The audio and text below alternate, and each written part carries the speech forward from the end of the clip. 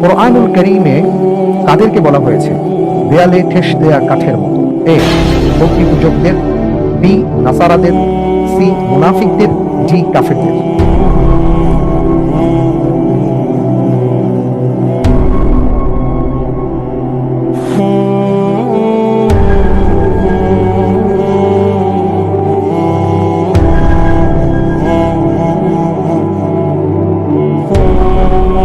আলহামদুলিল্লাহ, আল্লাহর উপর ভরসা করে উত্তর হিসেবে বেশি দিচ্ছি অপশন সি, মুনাফিকরা। মুনাফিকরা।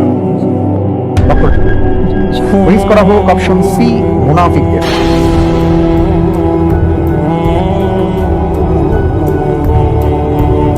আপনি যে উত্তরটি দিয়েছেন আপনার উত্তরটি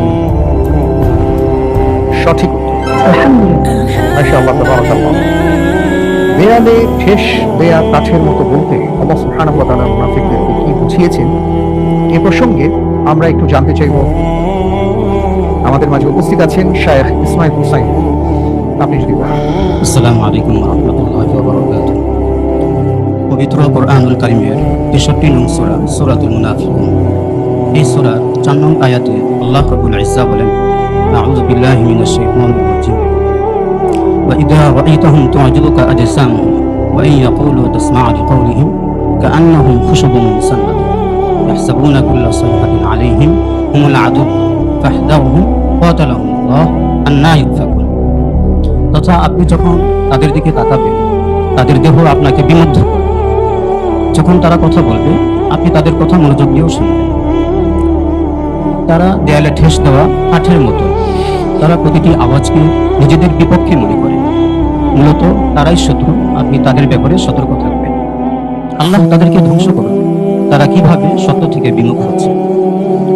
আল্লাহ রাব্বুল ইজ্জা উক্ত আয়াতে কারিমার মধ্যে মুনাফিকদের অনেকগুলো নিন্দনীয় গুণসমূহের মধ্য থেকে কিছু গুণকে চিত্রায়িত করেছে। তার মধ্য থেকে অন্যতম হল তারা দৈহিকভাবে অনেক আকর্ষণীয় হবে, তাদের কথাও হবে অলঙ্কারপূর্ণ, মাধুর্যপূর্ণ, কিন্তু তাদের ভেতরে থাকবে মুনাফিকের কদর্যতায় আচ্ছন্ন। বিভিন্ন বর্ণনা দ্বারা পাওয়া যায় যে মুনাফিকদের সর্দার আব্দুল্লাহ ইবনে উবাই ইবনে সুলুল এই দৈহিকভাবে অনেক সুঠাম ছিল, তার কথাতেও জাদু ছিল। কিন্তু মুনাফিকদের অবস্থা তো হলো দেয়ালে ঠেস দেওয়া কাঠের মতো। কেন? তার দুটি কারণ। একটি কারণ হলো, একটি ঠুনকো কাঠ যদি আমরা দেয়ালের সাথে ঠেস দিয়ে লাগিয়ে রাখি, তাহলে এই কাঠটা দেখতে অনেক সুন্দর মনে হবে, কিন্তু এই কাঠ দ্বারা কোনো উপকার হবে না। ঠিক মুনাফিকদের অবস্থাও এমন।